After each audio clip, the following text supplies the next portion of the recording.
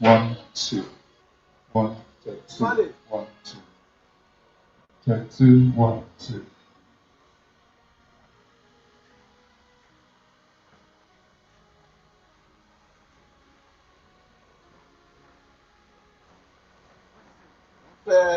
Send concept.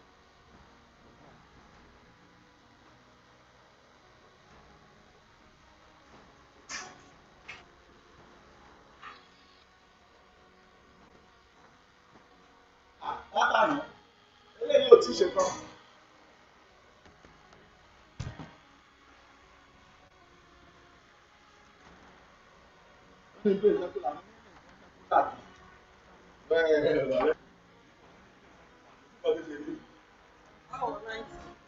Àyà ìdáyìmọ̀ lọ. Ìdáyìmọ̀. Wọ́n ti gbọ́ mú. Ẹyẹ ẹ̀gbọ́n mú yín.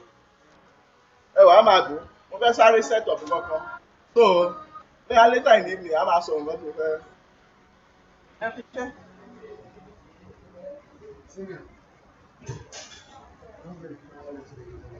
No, I don't have access to that. Just talk to them. How about this? Everything, no?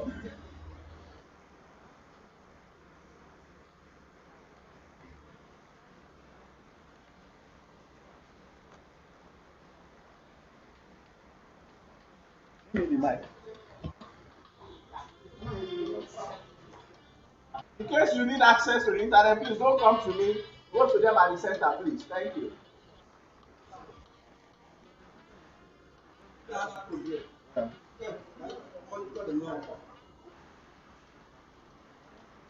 Kò tí ì dé. Tó bá dé ẹ máa gbọ́ po, ó máa alarm.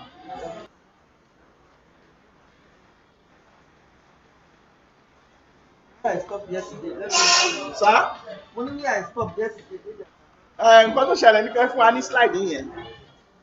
A ní di laptop tó yẹ pé a lè connect directly sí àwọn kìíní. Ó yẹ ká connect laptop ní CPU since you are on ground. Kíní system yẹn yàtọ̀. Táwọn àgbàlagbà ni. Táwọn agbowó.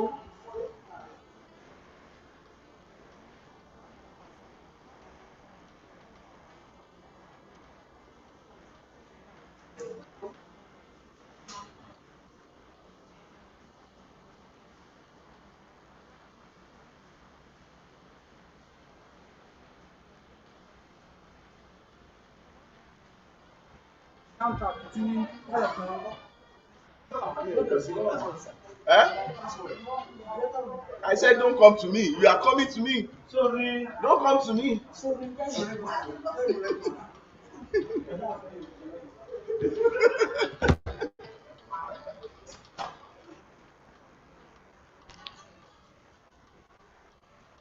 If you plug laptop, you.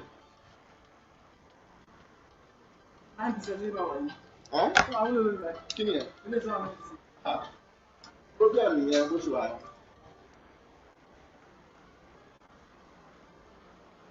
Máa pa ni, máa pa máa yọ. Àtàná ló yẹ kí n ti tàn kó ti complete.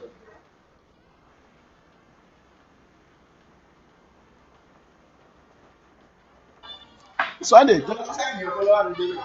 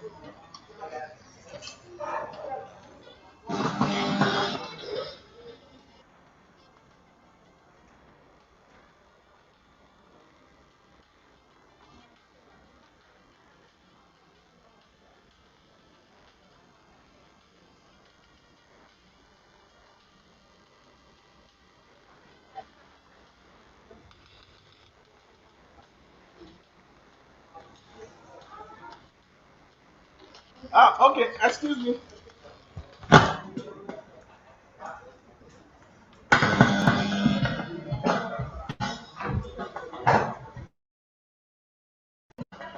Hello. there is a WhatsApp group created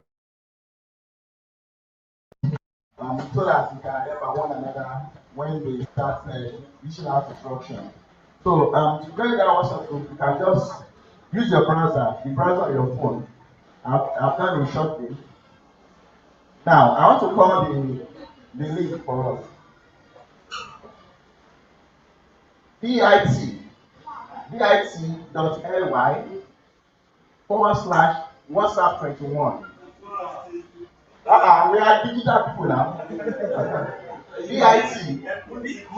I'm not putting it. Go to the wall. If I put it, no, I'm not putting it. bit.ly B for boy, I for ice cream. bit.ly /WhatsApp, small letter everything. /WhatsApp 21. WhatsApp, small letter everything. So it will take you to the link. So you just join. bit.ly /WhatsApp 21. So the purpose is to help one another, not for me to help us. Okay. So if you have one thing you cannot do, you can come to the platform. How do you do this? What's this link and all that?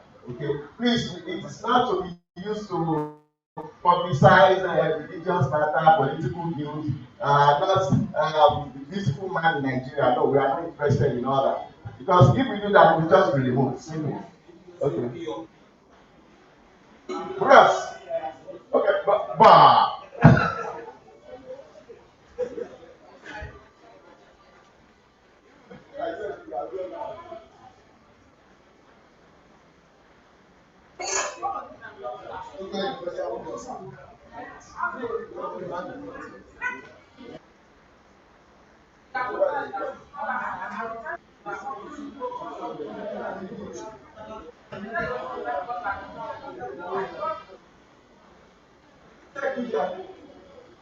Did you take it there? Are you there already? Who is there already? B for boy, I for item, C for toy. Dot. Is that what? Do it on your phone, please. If you don't have WhatsApp app on your system, you can't take it there. But those of us who have the internet, let's please so that others can later join. They are making arrangement to get us on Wi-Fi here.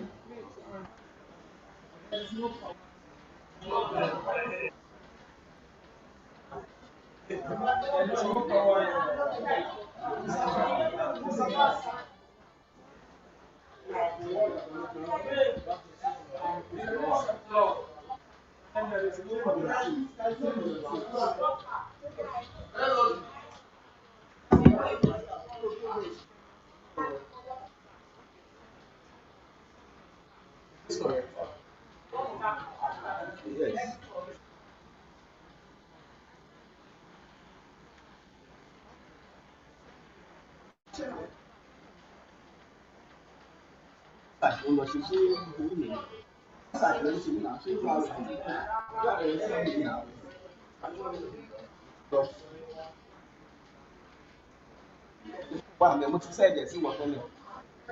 Sẹ́ẹ̀dẹ̀ sí WhatsApp.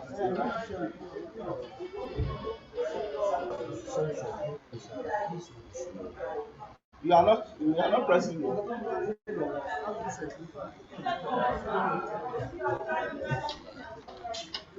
Okay, don't worry. Don't worry. I'm going to flash it on the screen for 1 minute. I'm going to flash it on the screen for 1 minute. So others will not know what it is about. So.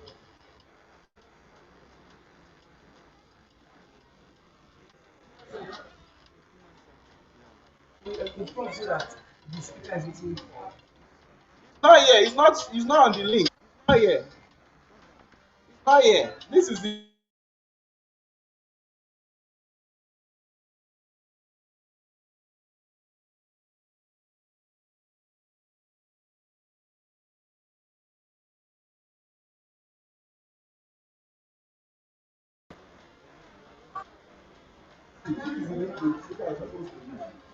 for LSSD, copy it out. This one. That's the link. So if it's not there, they are waiting for him too. Okay, so that's it. That's it. People not intelligent like What is it? I'm not intelligent. Huh? Just help me now. No, I cannot, please. I have many things. So that's it.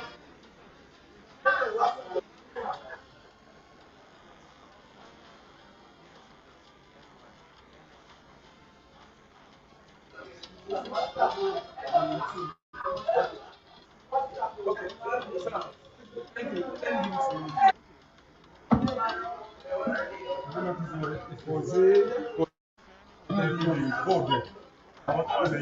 worry, I think there is a mix up. Just relax. You cannot call me now.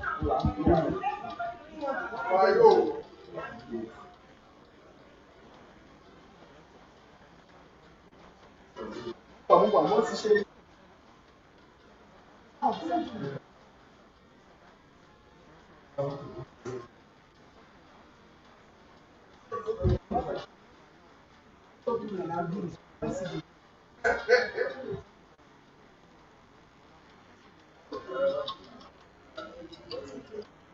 Yeah, yeah, it is. That's the link. But let me make it bigger.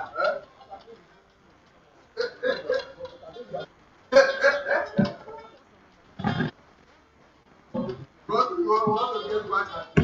No, I want to get back at me. So,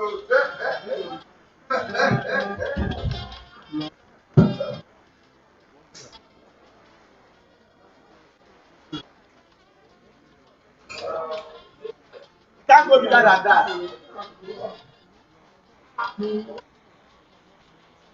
oh, I know. That's the link on the screen. If you can see, please get closer. It's waiting for you. Look, No, I'm telling this guy. look at it now. Look at what he's saying. No, it's not for him. It cannot be here. Type it and just type Ó rẹ̀ jẹ́ kó bá mi ṣe mo ti fún ẹ, kó bá mi ṣe, màá ṣe mistake. General public, facilitators league ló yẹ kó wà.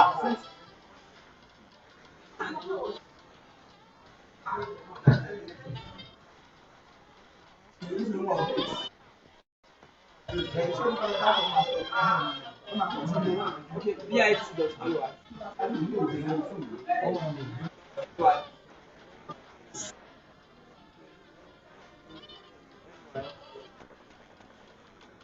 Slash LSSB.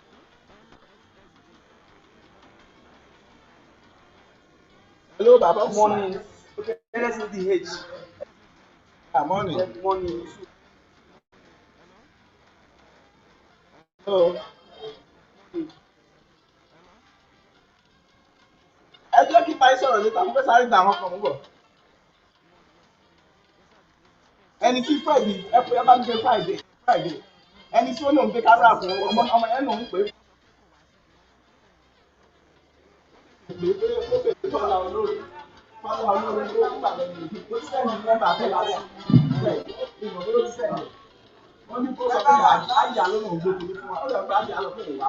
Ó pẹ̀lẹ̀ sí àjà dáàbò sí ìjà ìṣẹ́yìn ìṣẹ́yìn somewhere. My brother, what's going on? Yeah. Yeah.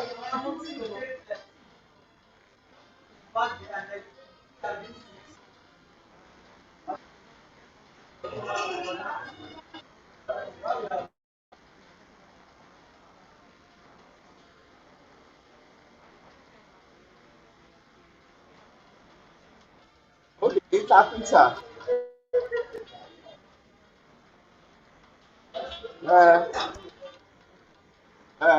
Yeah, yeah. Uh-huh.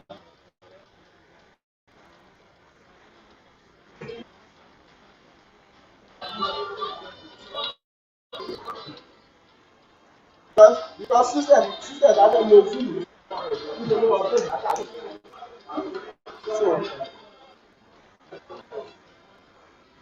So ẹ̀yin ẹ lo fíìmù lọ́dọ̀ yín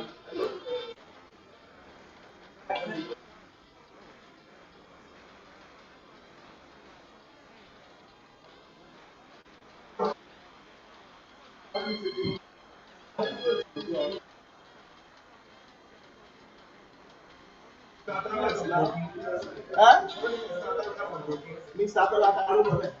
Ta ló lọ Mr. Tola láti Adókun láti Ìbàdàn ta ló gbé fún láti Ìbàdàn? Èyí ta ló gbé fún láti Ìbàdàn? Ìgbìmọ̀ Mr. Tola àwọn tó bá ní láti Abẹ́òkúta. Wọ́n sì wà ní station 5,000 gbọ́dọ̀ fún mi. Hello, ta ló ń jẹ́ Mr. Tola láti Abẹ́òkúta láti Ìbàdàn? Ẹni ọjọ́ ìṣòro rẹ̀. Mr. Tola láti Abẹ́òkúta.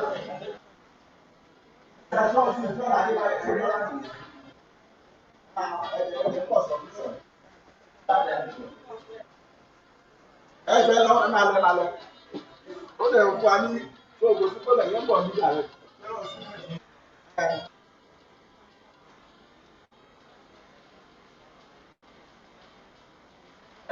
Prof, ẹ̀jọ̀ mo ní ìṣúná fẹ́lẹ̀ yìí ló bẹ́ẹ̀ pẹ̀lú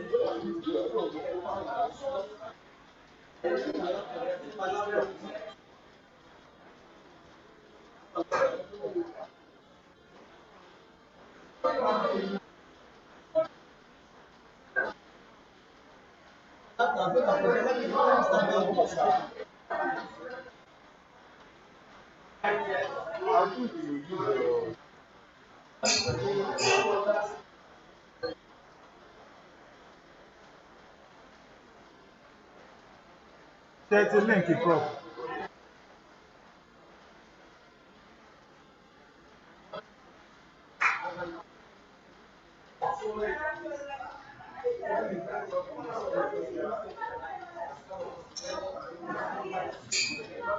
Try the man now.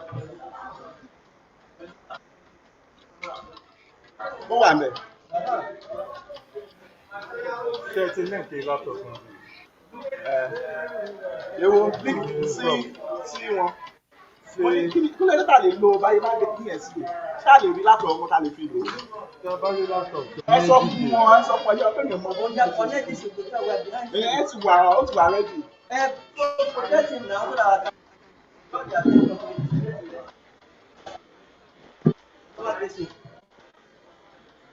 Ladies and gentlemen, we are getting ready because our speaker is online. So just take your tea and then please settle down. Speaker is online. And then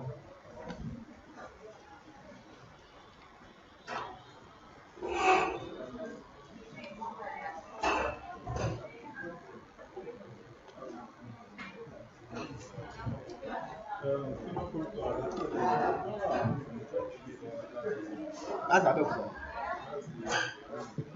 Ẹ lè lọ o, màá ní kí ẹ̀kọ́ lọ bá yín nínú.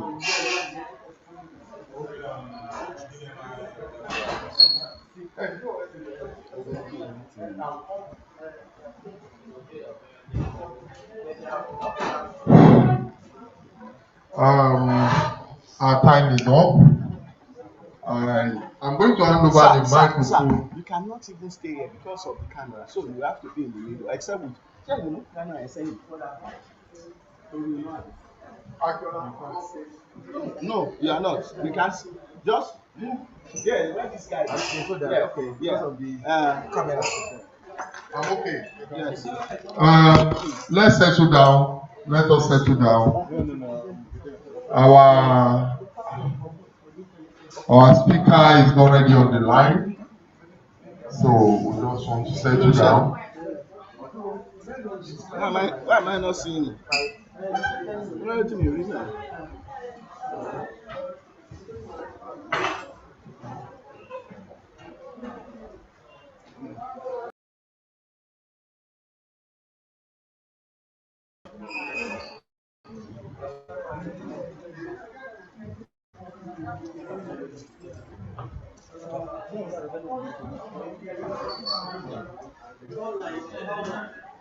Hello, you can see that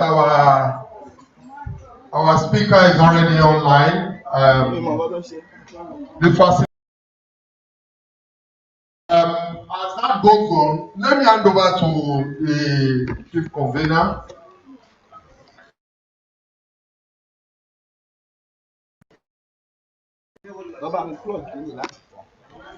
Hello, Manu. Can you hear us? Can you hear? Can you hear? I can hear you, but the audio is a little bit shaky now and then.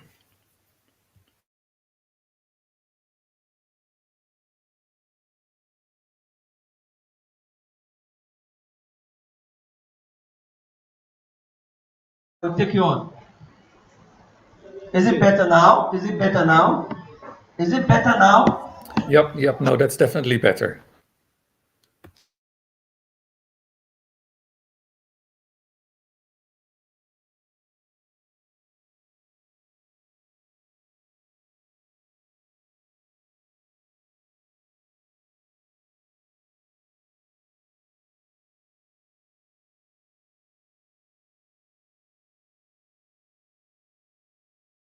Lagos University Digital Humanities. I want to thank you very sincerely. I want to thank you very. The battery, they will have to change it. I want to thank you very sincerely. Sorry, please just hold on. Mr. Adepo, ẹ focus lórí camera. Àbí kí la fẹ́ ṣe? Ṣé sáà yẹn náà? I don't know why it's not seeing us. All right, sorry for that short break. We want to sincerely thank you for taking this time out to be with us. I just read your mail this morning that you were slightly disposed over the weekend. So we want to wish you all the best. Wish you the best quickest recovery. But let me say that we are very, very grateful that you can still sacrifice the time to still be with us this morning. And it's a pleasure to welcome you to Lagos, even though you are seeing us virtually. In this room, we have participants from almost 6 African countries here, from Senegal, from Ghana, from Cameroon, from Cote d'Ivoire, from Mali, and then I think Togo. We hope Togo is here already. Okay, thank you. Yeah.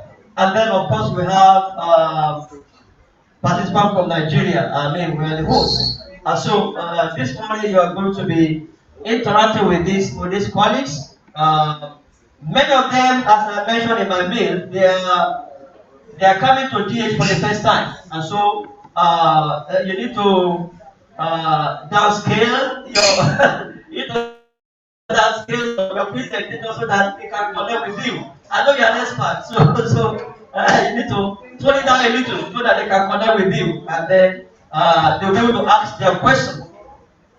So we want to thank you so much, and then I will hand over to the program chair, Dr. Solomon Azumara, to introduce you, and then to also take you on. Thank you very much. I hope I'm pronouncing your name very well. I'm Dr. Solomon Azumurana, and the name here is Professor Mendo Van Zani. Am I doing a good job about that? That sounds very good. Thank you. As a professor in digital humanities, Mendo is particularly interested in incorporating the use of computational techniques in the field of humanities. His PhD is in the area of computer science, dealt with building systems that learn linguistic, grammars from plain sequencing sentences. This empirical grammatical inference system results in patterns that can be used for further analysis of the data, for instance, in applied machine learning, computational linguistics, or computational musicology. During his MA, Computational Linguistics, and MSc, Computer Science Studies, Mendo used techniques from the one field and applied it to situations in the other. such as proving tools and error correction, machine translation, and multimodal information retrieval.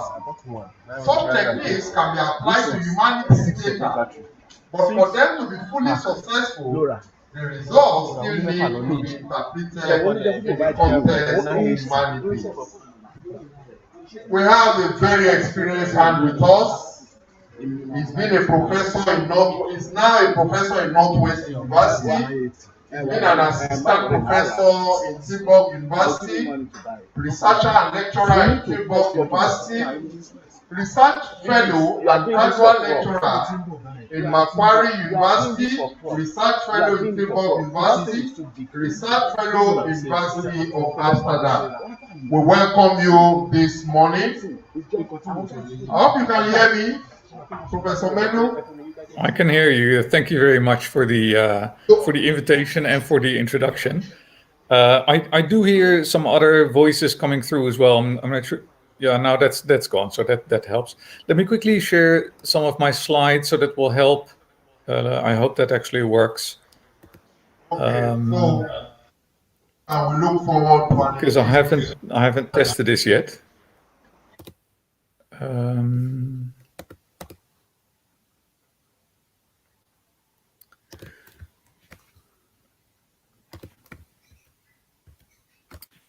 Can you see my slides now?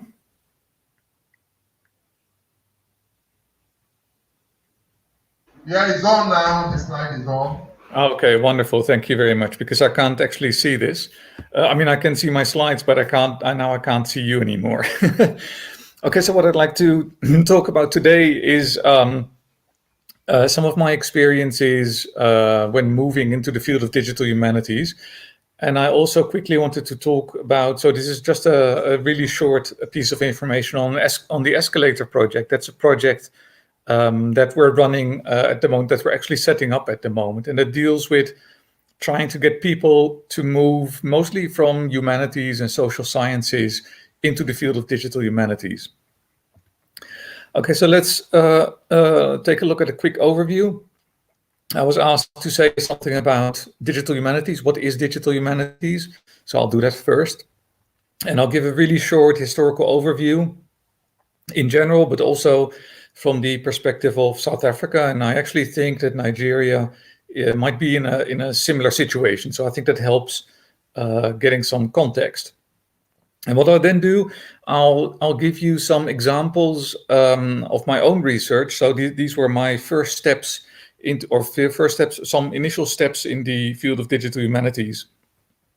And I won't focus too much on the actual research itself. I'll just explain in general what I did. I won't go into techniques and difficult things, but I'll focus on the lessons that I've learned. So in particular, the things that went well and the things that didn't go so well, with the hope that if you're trying to move into the field of digital humanities, that you won't make the same mistakes as I did. And then at the end, I'll have a few slides on the Escalator project. So that's a program that we're running to get people in South Africa to move to the field of digital humanities as well. Okay, so first, what is digital humanities? Yeah, so I was actually struggling with this as well. This sounds weird. So being a professor in digital humanities and not really knowing exactly what digital humanities is. But there's a really nice website called whatisdigitalhumanities.com. And on that website, you can find all kinds of quotes from participants of the Day of Digital Humanities over a range of several years.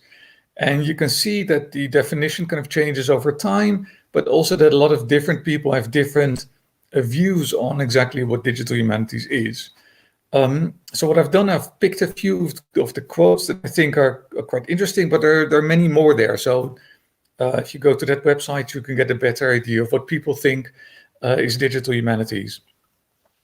So one definition by Ray Siemens is digital humanities is what sits at the intersection of computational method and the traditional pursuits of the humanities. So you see, it's a kind of a combination of computation and humanities. So let's look at another one. Digital humanities is the use of digital technologies to generate and answer new questions relevant to humanities scholar and to share and transform scholarship and its modes of creation and dissemination. So it's not just doing the research or getting the question, but it's also looking at different kinds of creation of scholarly content and dissemination. Let's look at another one. So digital humanities is an academic and social engagement with electronic formats of human cultural processes and forms such as literature, art, history, and music. Okay, so it's a relatively big field, and this definition doesn't contain any computational aspects, but it's with electronic formats. So it's also about the digitization of information that might be available. Okay, we can go on for quite a while with these definitions, but I think from these three we already get a bit of an idea of what's going on, right? So let's try to summarize this a little bit.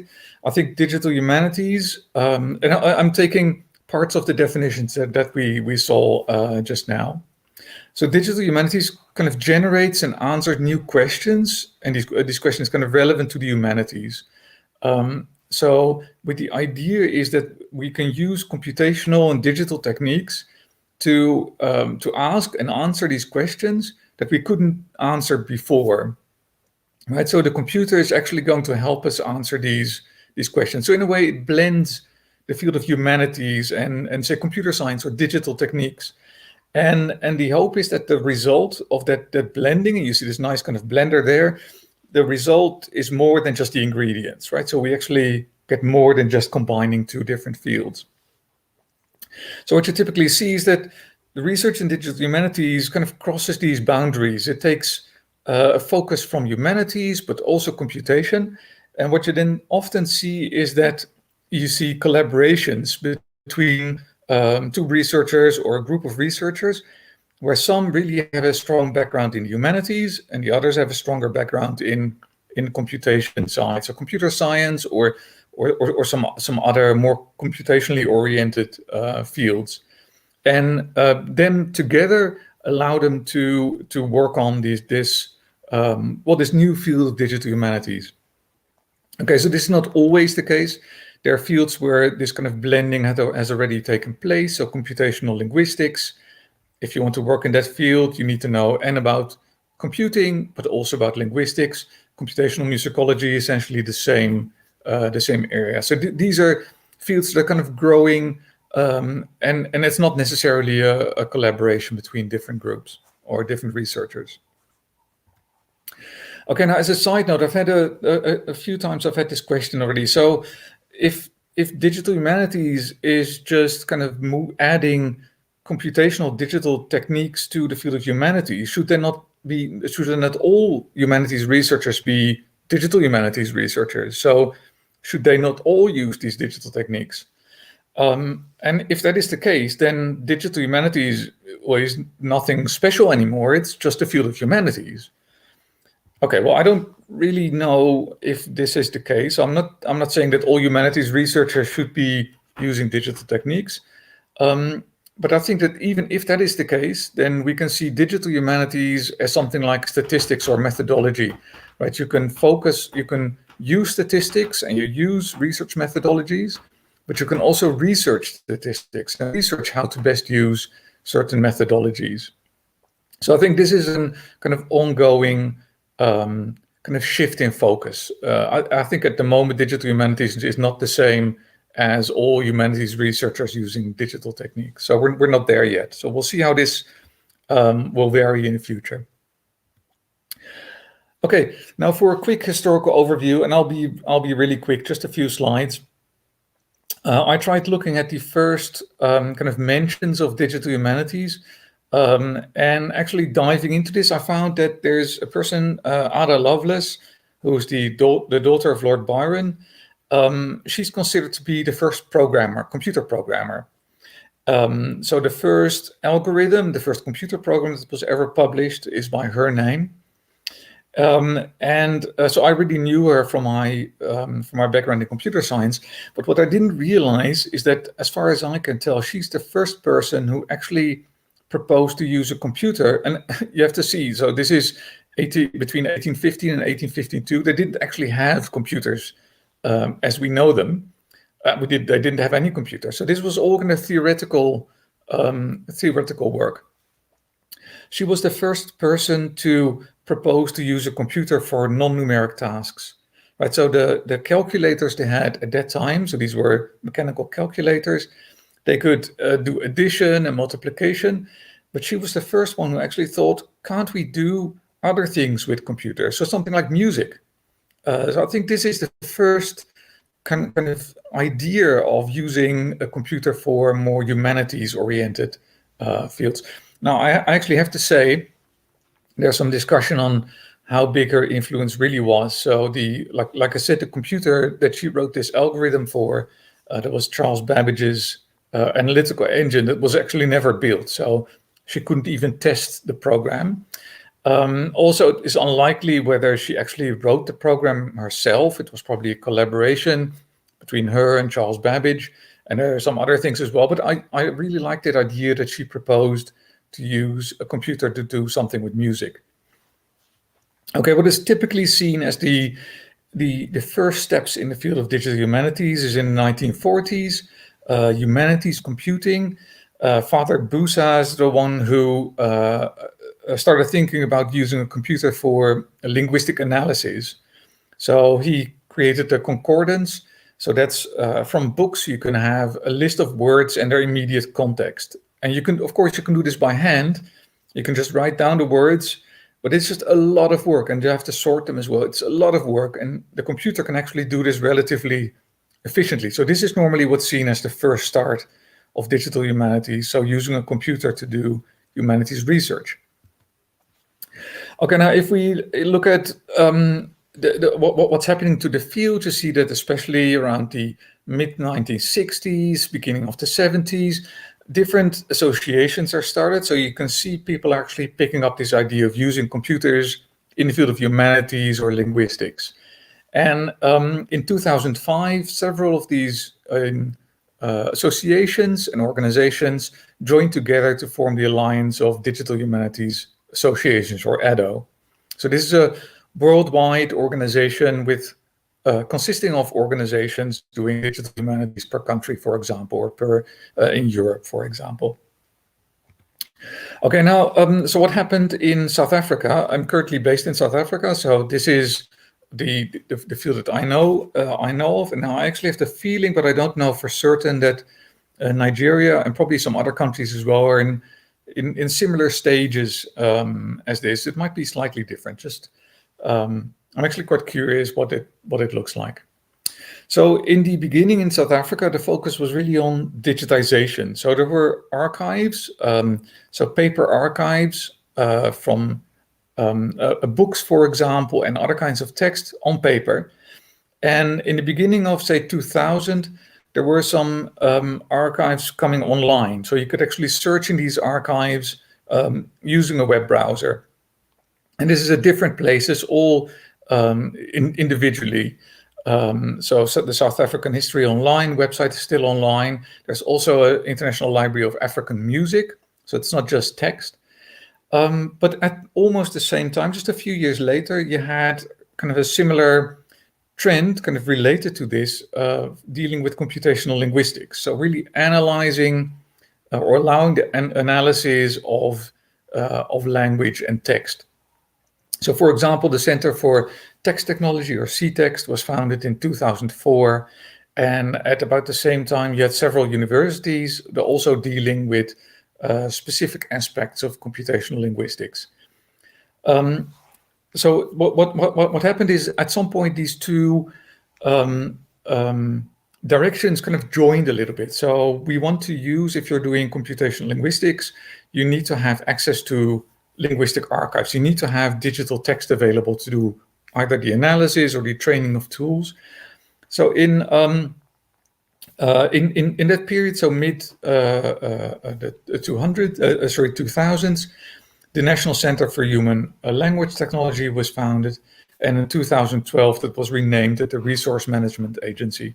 So the Resource Management Agency had an archive or an overview of different archives and linguistic archives and computational linguistic tools.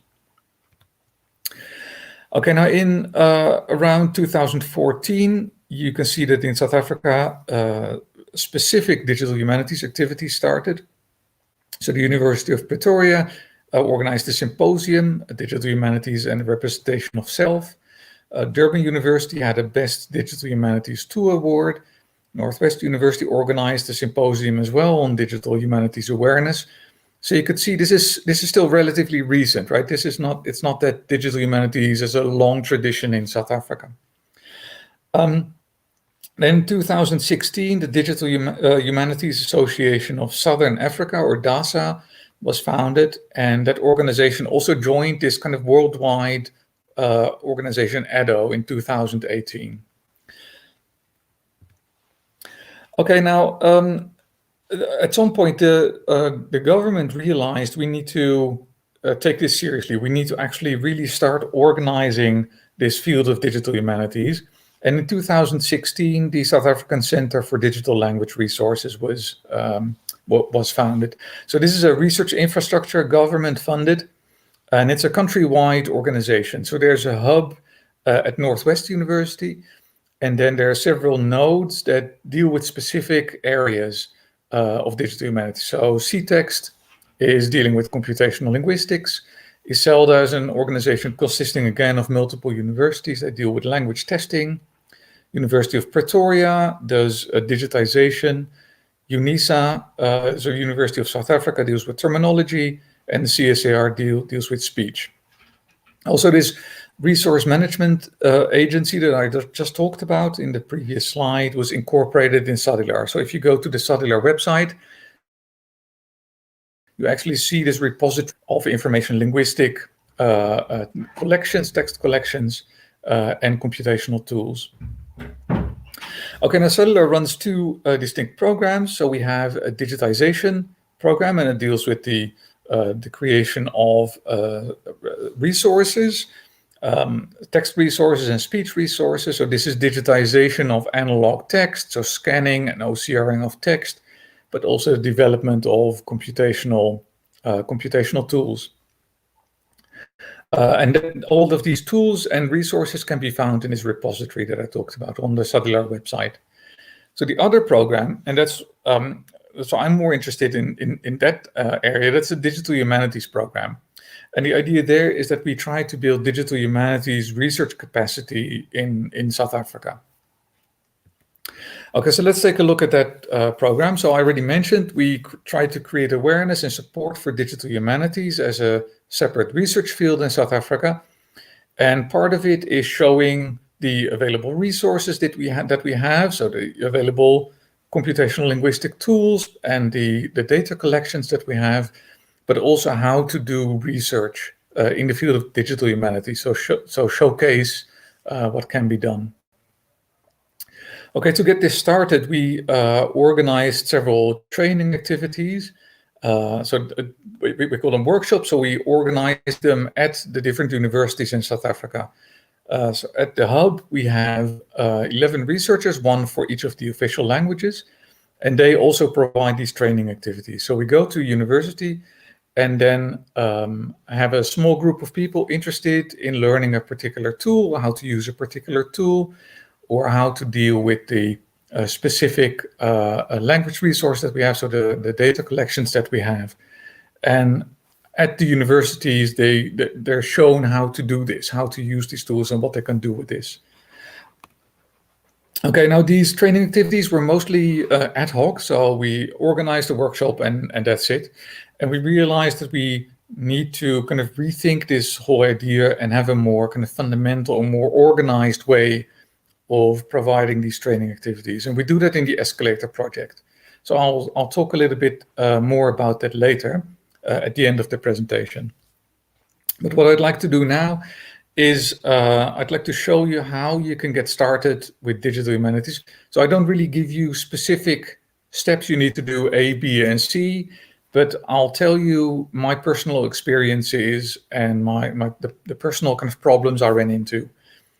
Okay, now ideally we would like to see something like that road on the left. So it's a nice straight line. On the one side you have humanities, on the other side you have, say, the computational, say, computer science, And digital humanities is this nice, smooth road into this bright future there at the end, using these two different areas. Okay, I can tell you what's more realistic is, say, the picture on the right. It is a nice bike ride, but the road is a little bit bumpy, so there are some issues that you have to deal with. Okay, what I'm going to do in the next few slides is I'll give you very brief explanations of some of the research that I've done. And what you have to keep in mind, so these are my personal experiences. So I'm not saying that you'll also have the same experiences. I'm not going to talk too much about the actual research itself, but like I said, the experiences. Now, I have to realize and I have to warn you, these are experiences of collaboration. So it's not just me, it's also the other researchers that I'm going to talk about. This is not necessarily generalizable. Like I said, it's my experiences. And I think I've made a few mistakes. So these mistakes are clearly always mine, right? The other people, I think you get the idea. I'm really not trying to discredit anyone. So I might be a little bit negative sometimes. I don't mean it that way. I'm still friends with everybody that I'm going to talk about, and I'd like to keep it that way. So I'm going to focus on the lessons that I've learned. Okay, so the first stop is economics. So this is some research that I did when I was still working in the Netherlands. I was in the School of Humanities and Digital Sciences, and I started talking to people at actually in accounting because they heard that I could deal with large amounts of digital text. I could try to analyze these. And the people in accounting were actually interested in what's happening at certain conference calls between analysts and large companies. So they have regular kind of calls where analysts can ask questions to the companies and the companies would then answer.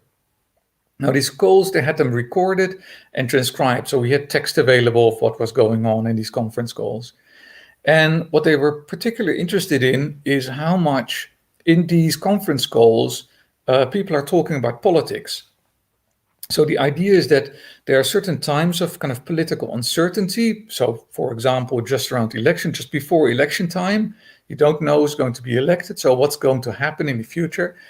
And the idea was that in times of these kind of political uncertainty, there might actually be more discussion on politics and the impact on the company policies. Now they had huge amounts of text and they couldn't actually, handling that manually is just really infeasible. So there's no way you can do that. You need to have a computer to do this. So we came up with a system, I actually came up with a system that identifies words and phrases that identify the political topics. And the idea is that you can then try and find these words and these phrases in the text of the conference calls.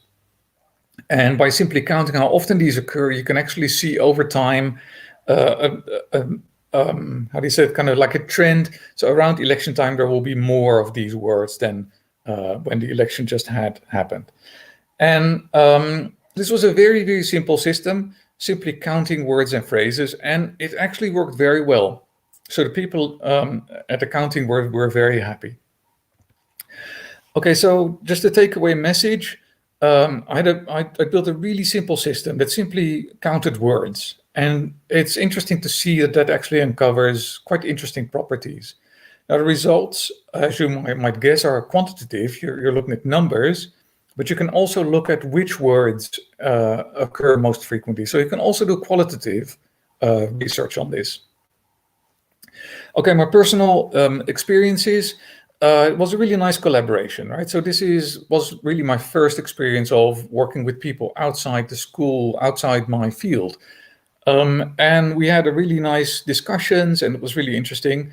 We had a practical use for a system that I developed. It was very, so you saw there was a publication on this as well. They were actually very happy. But if I then reflect on it, I personally didn't actually learn too much. So it's not that I could now easily extend this in future research. And I didn't really have a real reward. So as you can see, the publication, my name was actually not on there. So in the paper, it says something like a thank you to me, but I didn't get any real reward on this. So that was that didn't feel too well. Okay, so I kind of reflected on this, and my lesson learned was I have to make clear beforehand, before we actually start doing the work, what the expectations are. So you need to think about how much time you expect to invest in this, and what would you like to have as a result. Something else that I realized, so this was the first time really that I was working with people completely outside my field. There are huge cultural differences, academic cultural differences. So you have to take that in mind. So you have to be clear beforehand what is going on, what am I going to do, and what can I expect from this. Okay, the second stop. This was actually a really nice research with an ex-student of mine. She moved to England to do her PhD, and she was really interested in gesture. So this is a more cognitive science oriented research. And she wanted to know, is there a relationship between gesture, so people moving their hands and stuff, and empathy? So the idea is that if people are more empathic, then they gesture more. Okay, she found a nice data set with sequences of gestures, and also, so among others, the level of empathy of the participants. And what we could do is we essentially use the same pattern learning system that I used in the previous research, but then apply to this. So I tried to find patterns, not of words, but patterns of gestures, and I tried to relate that to empathy.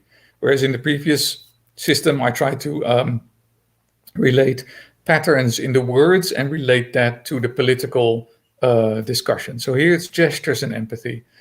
So sequences of these gestures can be considered this text. And this actually worked out really well. So we could actually find interesting patterns. But then when we were writing the article, it turned out that the dataset that we've used was not really available. So she received that from her PhD supervisor as something to investigate, but not really to publish on. So in the end, there was a bit of a clash there. Okay, so takeaway message, the patterns of the gestures actually show more than the individual gesture. So that was the outcome of that research. And that's quite interesting because a lot of the research done in gestures looks at gestures individually. So the frequency of gestures, but not the patterns of the gestures. So that was really, really nice. My personal experience is I could reuse the technique. So I didn't really have to develop new techniques. I could just reuse something. The collaboration was essentially really nice. The expectations were clear, but the only problem was that the dataset was not really available.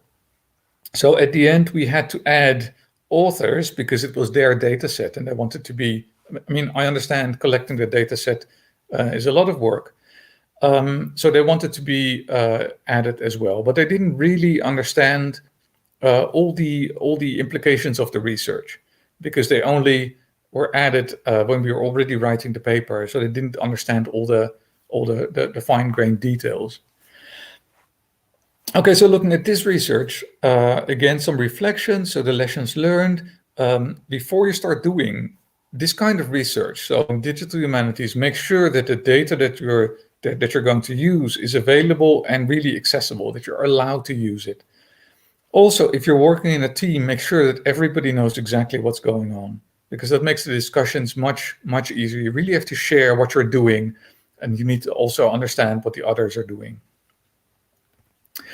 Okay, so then the third stop. So like I said, I'm going to show you a range of research experiences. I'm not going to go too much into the detail. Okay, so this was interesting as well. I was still in the Netherlands, in Tilburg, and I heard just by talking to people that there was somebody in the same building I was in who was interested in music. And okay, I'm interested in music as well. I'm not a musicologist, but I thought, let's talk to this person. It turned out to be Martin Hoondert, a really nice guy. He studied musicology and theology as well, and he was really interested in this kind of combination as well. So what does music do in rituals? So at the moment he was looking at cremations. What is the function of music in a cremation?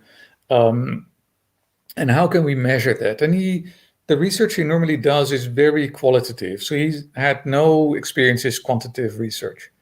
So we started talking, and I showed him a little bit of what I could do. So I don't have a lot of experience in qualitative research. I do the quantitative part. But I showed him a little bit what a computer can do and how much easier his work could be. He was counting a lot of things by hand. So we talked a little bit more, and he said, okay, let's see if we can do something together. So we started thinking about this music at cremation. So what is so special about music played at cremations, at least in the Netherlands? There are some songs that you simply can't play at a cremation, and some were actually played very frequently. So we started doing that. And what we did is we collected information. So he already had access to the playlist of a crematorium in the Netherlands. So that's almost 4,000 songs that have been played. And we also downloaded kind of popular songs or lists of songs in the Netherlands. So there's the top 40, a weekly list of the most popular songs that we downloaded from 1965 until 2014. And there's also the top 2000 that's played once a year, also kind of popular songs. So we downloaded all these lists. And then we had quite a number of songs. So we just had artist and title. And then we used another resource, EchoNest. Unfortunately, doesn't exist anymore. But that resource actually gives per song a lot of musical information, like the tempo, the mode, the valence, the energy, etc. And then we analyzed these different lists on these properties.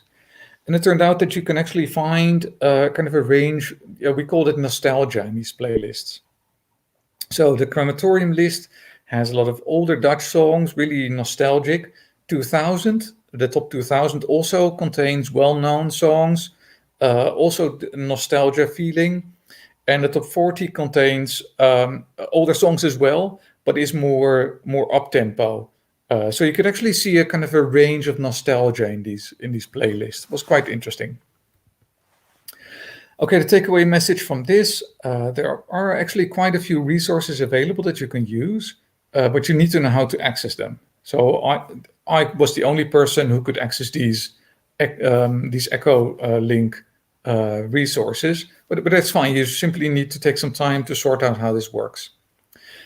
Personal experiences, I had a lot of fun doing this research. It was really nice to work with music, and so humanities, computing and music, work with people who also have the same drive, the same interest in music. And what we had is we had really clear research boundaries. I had no idea of qualitative research, and Martin Honer didn't have any idea of this computational side. So what we could do, we each had our own expertise, and we simply need to take some time to understand the other methodologies. And that was actually pretty hard. It was interesting, it was good, but it was difficult. So you do need to take some time to do this. And what we found when we were writing these articles, it may actually be quite difficult to find good reviewers. So we sent it to journals, and they simply couldn't find reviewers who knew and about the humanities side and about the computational side. So it might be that if you're moving into this field that you run into this problem as well. Okay, the lessons learned. You really need to take some time to get to know each other. You need to understand what the other's interests are and their skills, so you can actually work better together. Especially focusing on each other's methodology is very useful. So this is not a negative thing.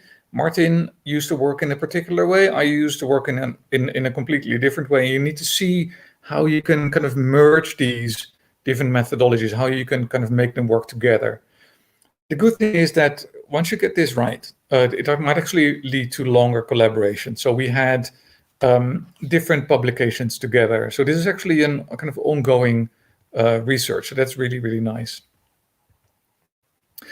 Okay, so then the next stop. So I was working with Martin Honer, and there were other people in his department that heard about this kind of digital humanities collaboration, and it was actually going pretty well. So I started talking to Inge van de Ven, who's really interested in this close and distant reading, right? So close reading is a thoughtful, critical analysis of text, And distant reading is essentially having the computer to analyze huge amounts of text, but then on a kind of different level. You can't have this kind of deep critical analysis of text using a computer, but you can analyze huge amounts of text. So we started talking as well, and I thought I had an idea. So this close and distant reading idea was kind of new to me, but we started discussing and seeing what we could do together.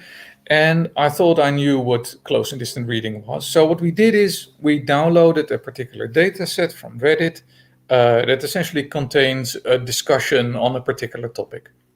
And so people can add specific short pieces of text in this discussion.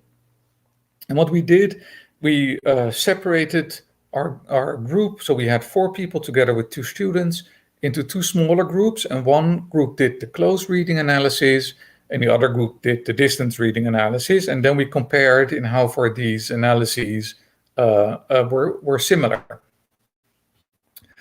That actually worked pretty well. So we did the analyses separately, and only afterwards we started comparing them. And it was quite interesting because the computational analysis was actually quite similar to the manual analysis, but they're not exactly the same. So, for example, the computational analysis couldn't pick up something like jokes or humor. So there were some differences there. It was a really nice result. We had a good collaboration, specifically because we talked about the methodology so much beforehand. We had a lot of really interesting discussions about the theory. So that was quite new to me. The theory was quite new to me, and we also had to explain what the computational side could do. So it was a really nice, before we started, I think everything was quite clear. Now, it turned out that I didn't fully understand what this close and distant reading was in the end. It's fine, this research was fine, but actually understanding each other's theory is really quite hard. I thought I knew, but then again, you kind of pick up new things again, like, okay, I don't fully understand. So more work is needed, which is a negative thing in a way, but it's also a good thing. Okay, the lessons that I've learned, finding the right tools was actually quite hard, and understanding each other, really, that is essential. You need to take the time to do this.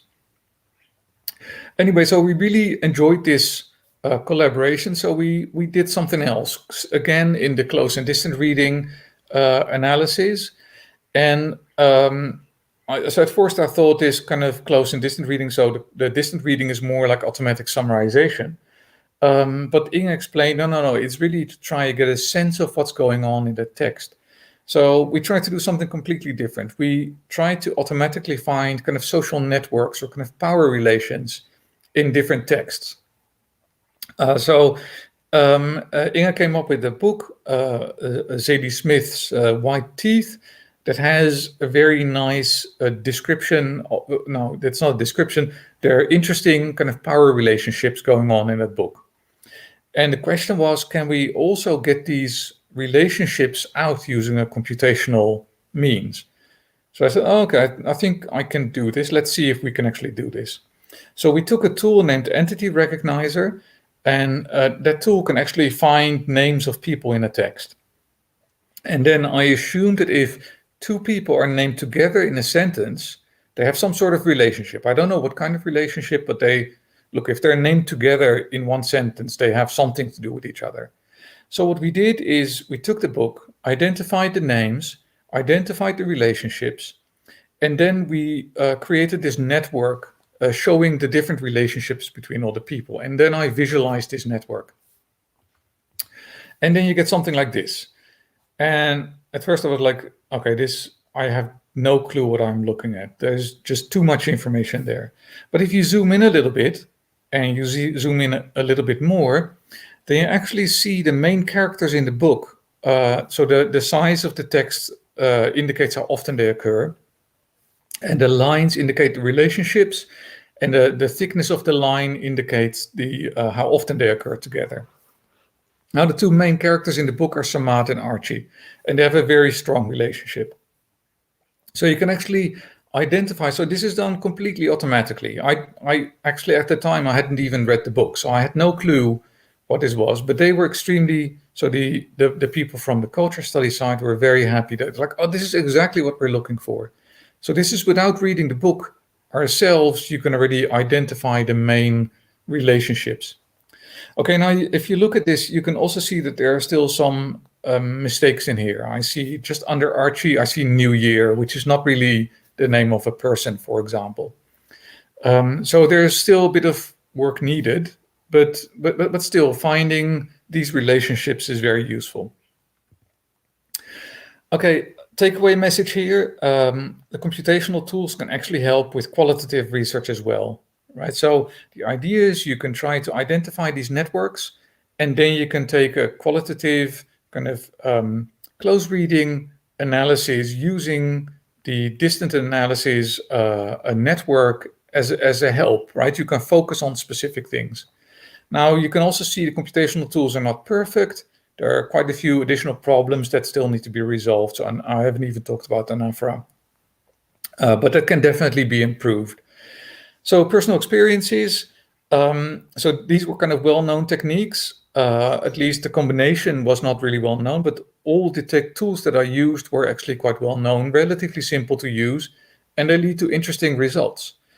And for me, this was a perfect combination of this computational humanities research. For me, this was really digital humanities.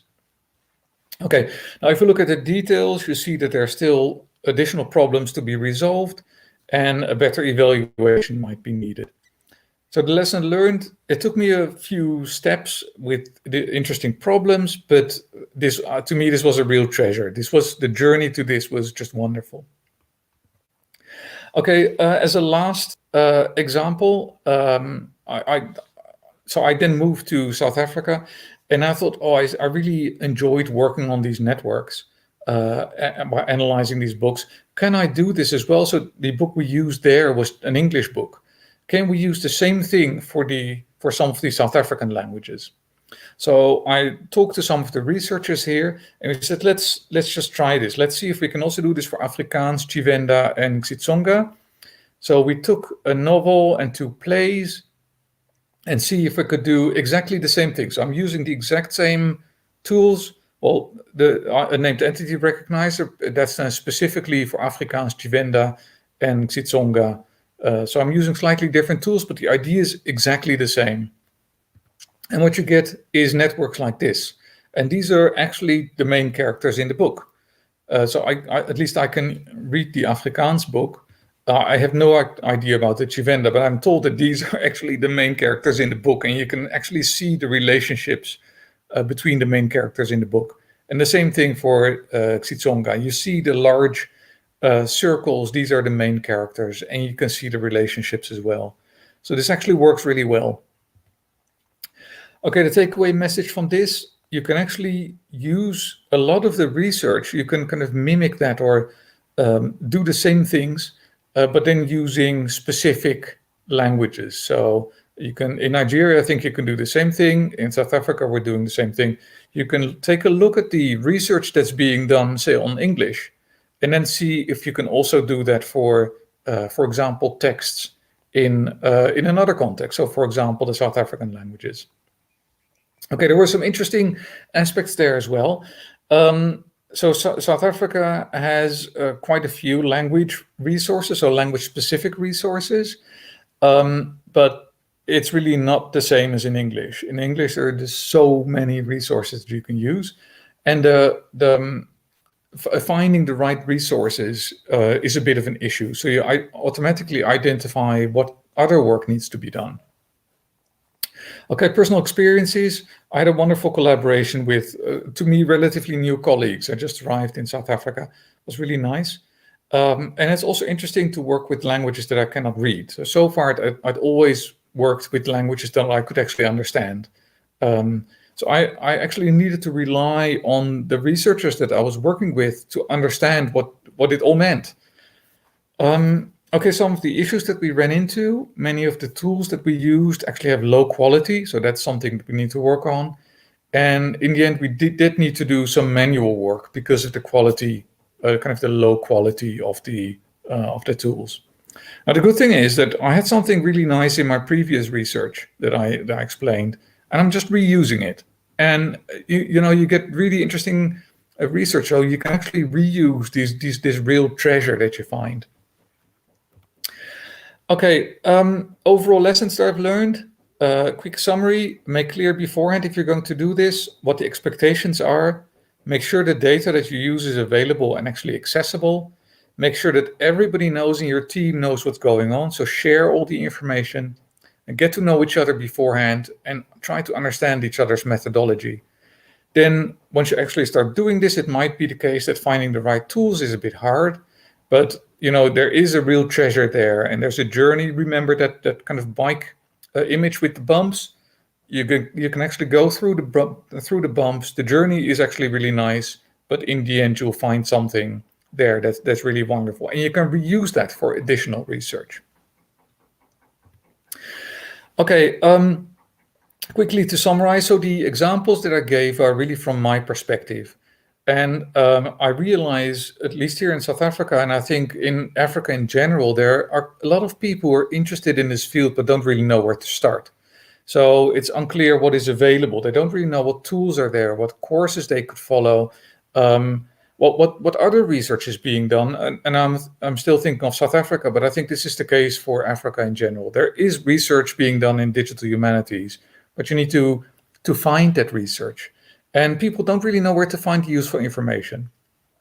So like I said, we organize some training events, but now we're starting up a new project called Escalator, a national project. So for now, it's only in South Africa, organized by CEDHUL, that's where I work.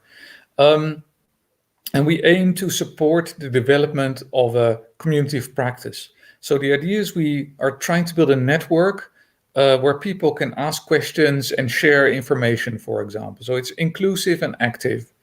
Like I said, it's currently being set up, so it's not that we have this network ready. We're actually working on this at the moment. You can find more information at that URL, so escalator.sadler.org. So more information will be made available soon.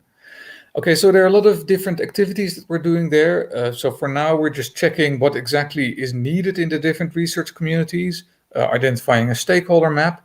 And there will be events, and we're trying to get collaboration going, a lot of different things. But what I quickly want to talk about is this Digital Champions initiative. So I think that's one of the kind of cornerstones of the Escalator project. The idea is that we're going to start a digital mentorship program. So we have a few more experienced kind of mentors, and they will help mentees to train them in digital humanities. So it's not really a training event, but it's really helping them with their research. So we'll have different tracks, one for newcomers, really to get an idea of what digital humanities is, but also for more experienced researchers, it's really a collaboration, and also for people who want to teach digital humanities. So we're currently setting this up. We don't have a program ready yet. We're really trying to identify what is the best duration of the program, and we're trying to look for the best benefit of this. So what are the opportunities for the mentees, the people going through the program? The idea is to grow their network and be part of this community that we want to build. Okay, so at the moment, this is really a South African organized initiative because, well, we actually need to set this up.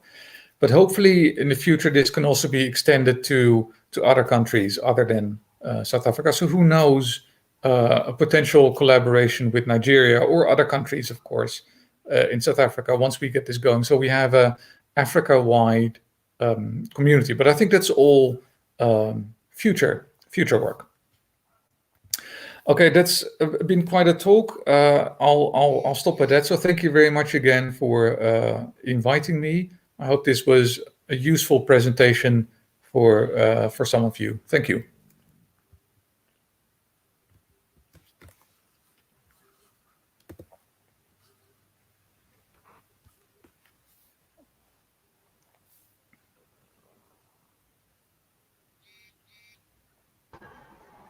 Okay, yes. Okay. Okay. Thank you so much for the beautiful presentation. The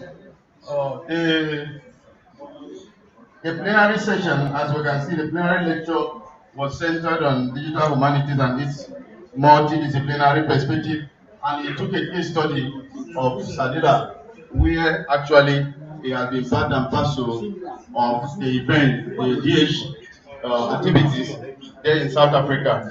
I know, let me run down. You understand that he has he had talked about the objective of Sadila as the South African Center for Digital Language Resources, and then also he made a description of DA scholarship and lead typology. That means that even though you are in music, you are in history, you are in other allied disciplinary orientations, it is possible to still apply DH.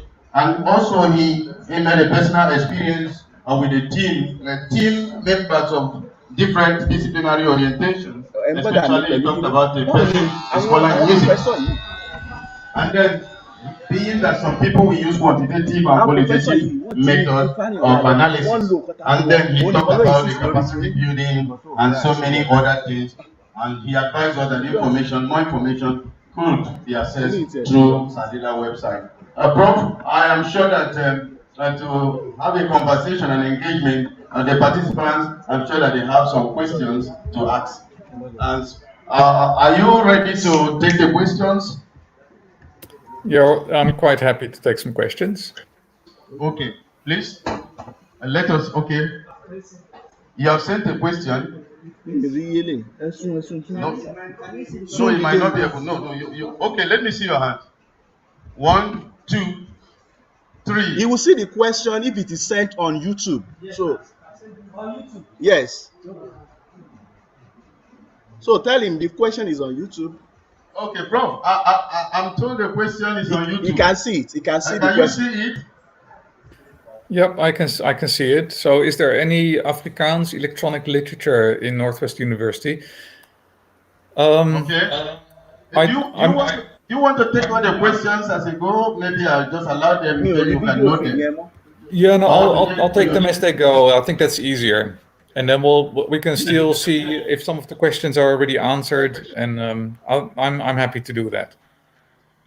Okay, go ahead. So I'm not exactly sure what the question means. So what it could mean is are there any resources, electronic literature that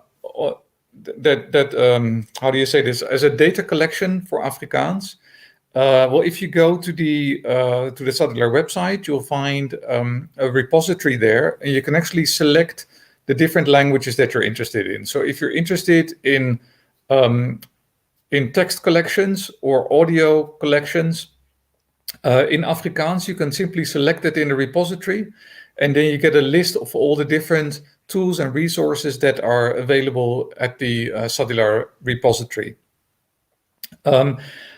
So I'm affiliated with Northwest University because the hub of Cellular is located at Northwest University, but I don't actually teach at Northwest University. So I can't really say much about the what is available at the university itself. I do know that the CText, so that's a group at Northwest University. They have just started an educational program on computational linguistics. So that will be open next year as well. But that's not really on electronic literature. That's really on computational linguistics. So if you're looking for data collections, you can take a look at the Cellular repository and look at all the data collections, but also all the other tools that are available there. So that's on Afrikaans, but also the other South African languages. And if it's more on the computational linguistics side, so Northwest University has an educational program on that. I hope that answers the question.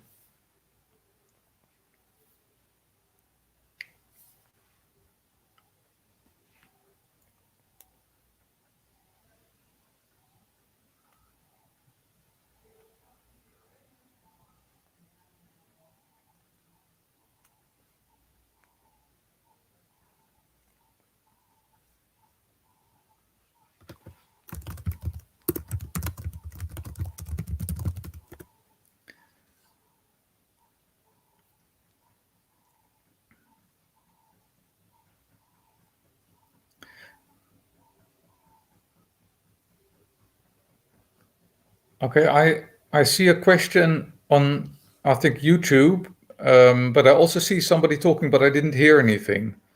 So I'm not sure if that's the same question. Say it again. You can go ahead, sir. It is the same person. You talked about multi-modal resources as part of research focus of DH. How exactly can one network in the area with DH experts? Okay, that's really interesting. So I don't think I really talked much about this, and I actually think this is an excellent question. I haven't really thought about this. So I think what has happened, for me at least in the past, is that the collaborations that I found were kind of ad hoc. It simply happened. Now, of course, that's not really a useful answer to this question. That's not going to help you much.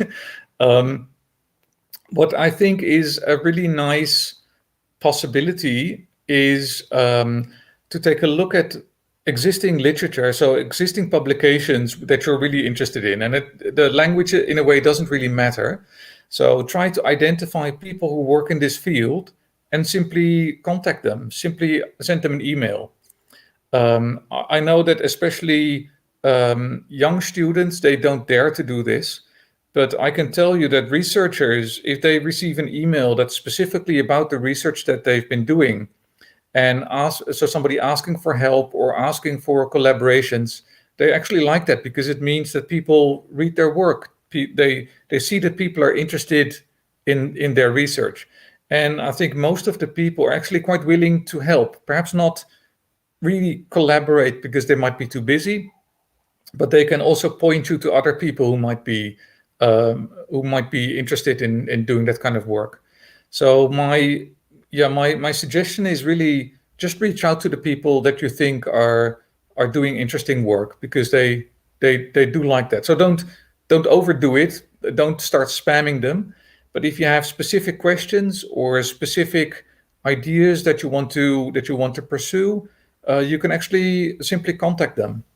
And I think in a way that's also how some of the work that I did, if I now reflect back on it, how that started. So the people from economics, they simply sent me an email saying, "Hey, can you analyze large amounts of texts? Can we do something together?" So I think that's the way to do it. It doesn't have to be so hard. Okay, okay, Prof. I think okay, she's satisfied with the question. It's just for her to identify such experts and be able to have a correspondence with them, and I'm sure that it is going to help her well. We have another question. Yes. Okay. Okay, thank you so much. I would like to ask one question specifically to. Okay. My question is related to archives. You talk about archives in your presentation, and given that in sub-Saharan Africa, archives are It's very low. simply It's very low. oral archives. So orality in sub-Saharan Africa, what can be done Leave it. it is to save this archive based on digital humanities? Otherwise, is there any possibility to rely on digital humanities to give much more valuable or to, let us say, save and protect oral archive in Sub-Saharan Africa? I guess you understood it. That means in sub-Saharan Africa, some of the data sets archived here are still not yet archived. They are in just a very analog form. And so he's asking, most of them are going into extinction. So what can actually digital humanities, what steps can be taken to be able to archive them? That is the question. I guess. Okay. Did you get a question? Yeah, I think I did. So the problem is that there are archives, so just paper archives, and how can we best kind of digitize? How can we best keep them for future safekeeping? Well, in a way, the answer is twofold. It's really not that difficult. If you can digitize the analog resources, then you can have a relatively safe digital copy, and you can store that information in different places. So then it's in a way safe. That's the one side. Of course, the difficult part is that it's actually quite expensive to do this. So the solution is to digitize, but the problem then is, where does the money come from? And I think that is, in general, a really big problem. So I really don't have a solution there. So at CEDHUL, we try to identify interesting analog collections and then see if we can digitize them. So we have a specific a group, University of Pretoria, who actually does the digitization. And it can be different things. So we're also looking at a large musical collection that we want to get digitized, but it simply takes a lot of time and it's simply expensive. You need to have the equipment, you need to have the person power to actually do the scanning. So there's always a trade-off between what is worth the money. I mean, everything is worth the money in a way, but you only have so much money available to do the scanning and the digitization itself. So I think the main problem is simply getting the money to do the digitization. I'm not sure if that really answered the question. Yes, I think he's satisfied. We need some resources, some funds, and see if he can access funds, he will be able to digitize, to do the digitization. It's okay. Thank you so much. The last question.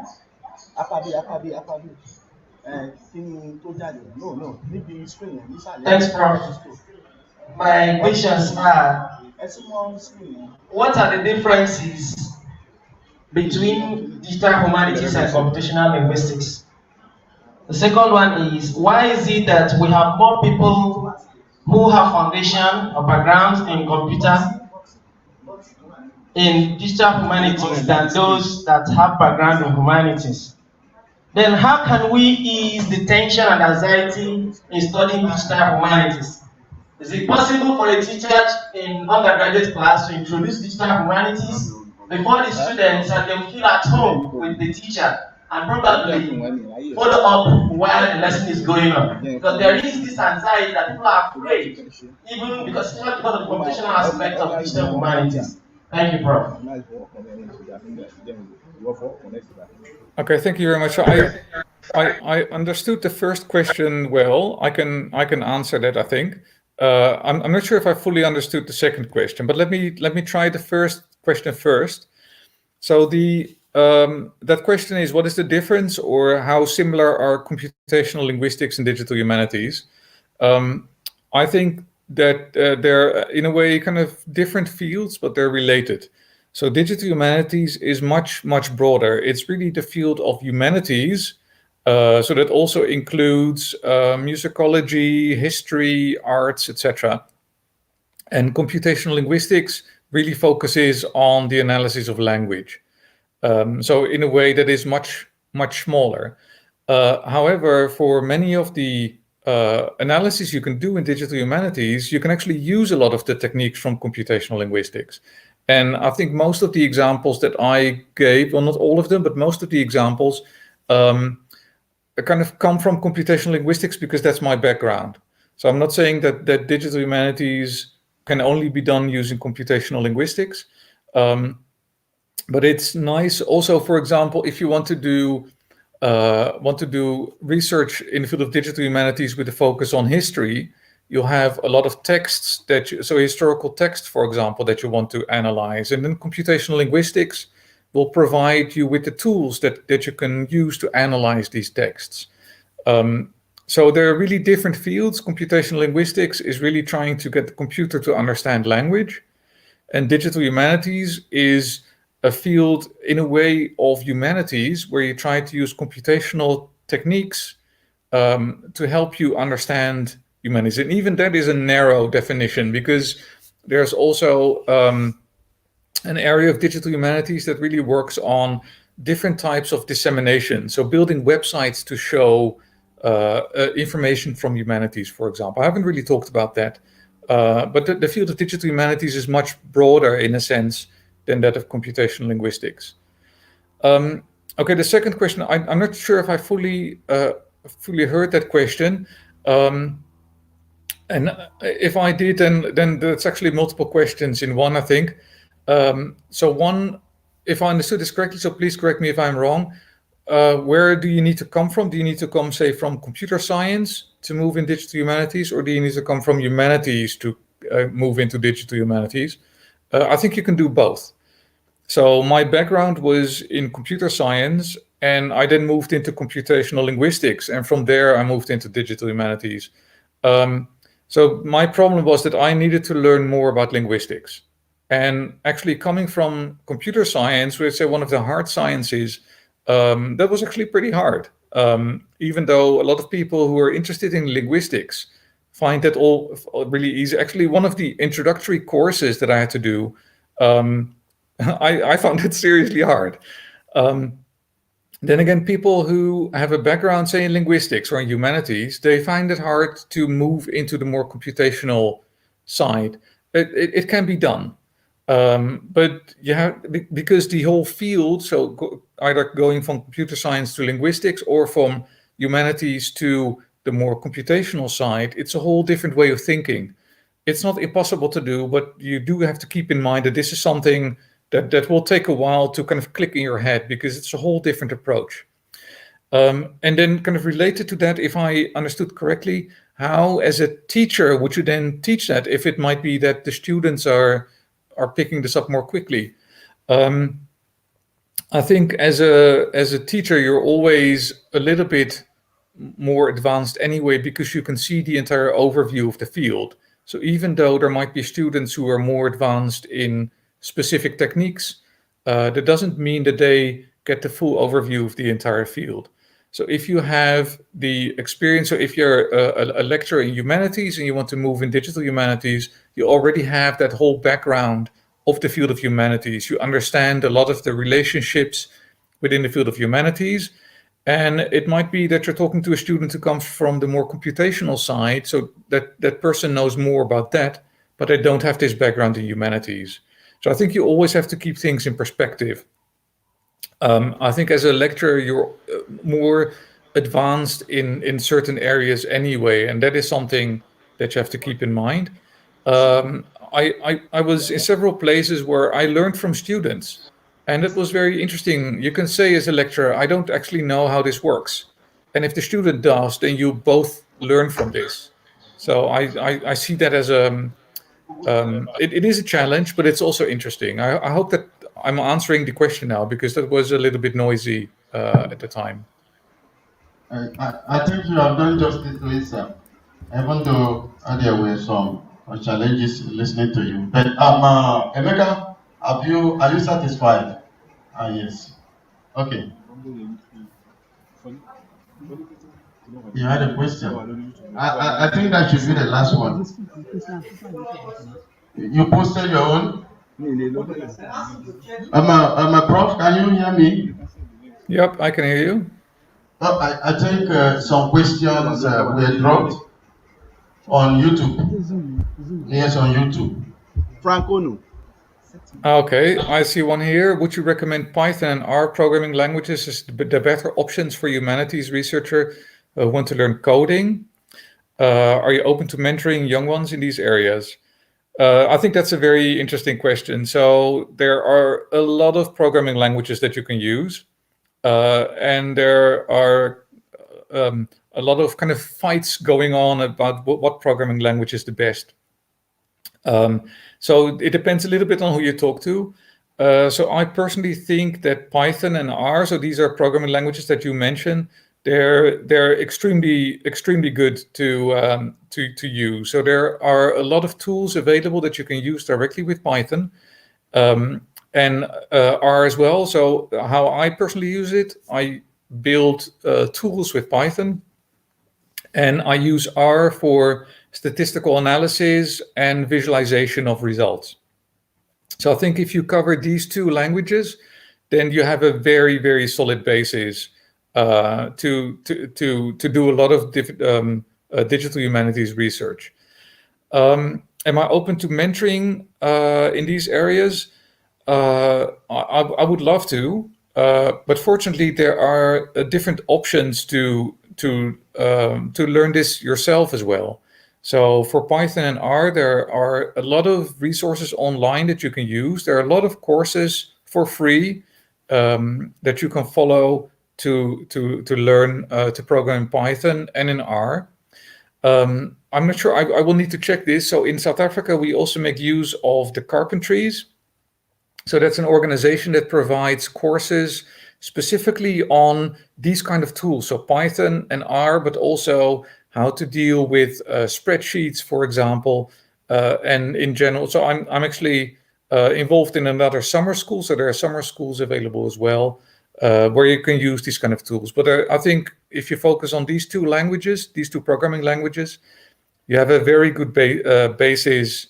It depends a little bit on what you want to do, of course. So like I said, I use Python for the programming of the tools and R for the statistical analyses and the visualization.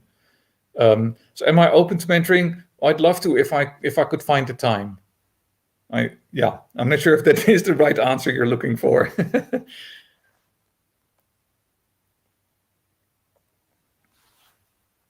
A round of applause, please.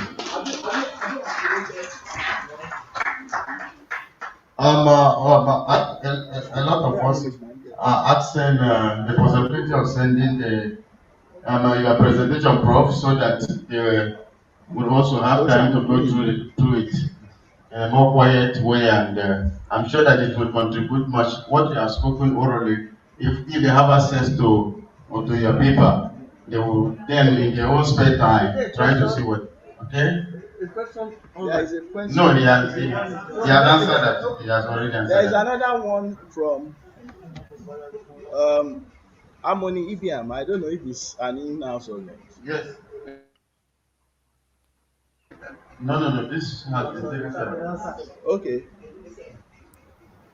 It's one of Harmony. Network is delaying it coming up. Yes, you can drop it just on YouTube. Sorry, the other question on YouTube. I can be relatively quickly about that. So I said that there are a lot of tools for analyzing English, not so many for the local African languages. Are there tools for analyzing French, and which is the most effective? I know that there are tools for analyzing French, but I really don't know too much about these because I've never used them myself. I know that there is a research community in France developing tools, but I'm afraid I can't really say much about the broad availability and the effectiveness. But there should be tools available to analyze French as well. Yeah. So I'm sorry, I can't really say too much about that because I simply don't know.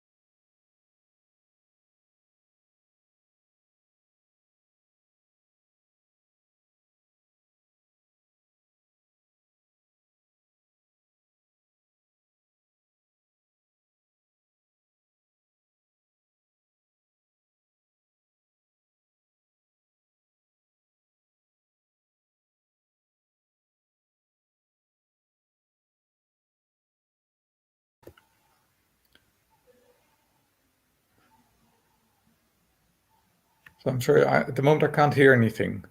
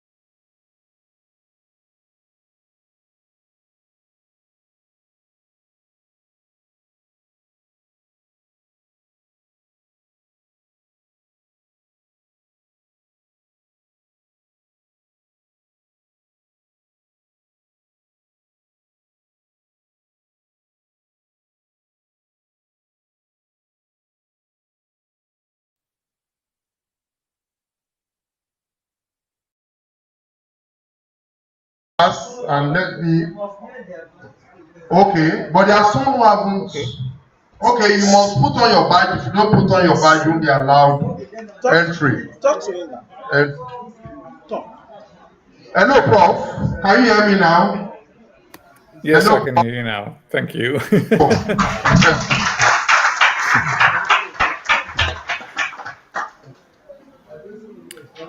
So we can. Well, yeah, we have released you, Prof. Thank you. It's been an engaging session, and we have benefited from all you said. Okay, wonderful. So thank you so much. Let's now go. Thank you very much for the invitation. So I do see that some people have questions. If they really want to have answers from me, they can always email me as well. But thank you very much for the invitation. I really enjoyed it. Thank you. Yeah. So let's please almost immediately let's come back because the next speaker is ready, really. So please announce when the people online, when are they meeting us again? Because 30 minutes time, people online. 30 minutes time. Those who are joining us online, give us 30 minutes and you can join us back. Thank you.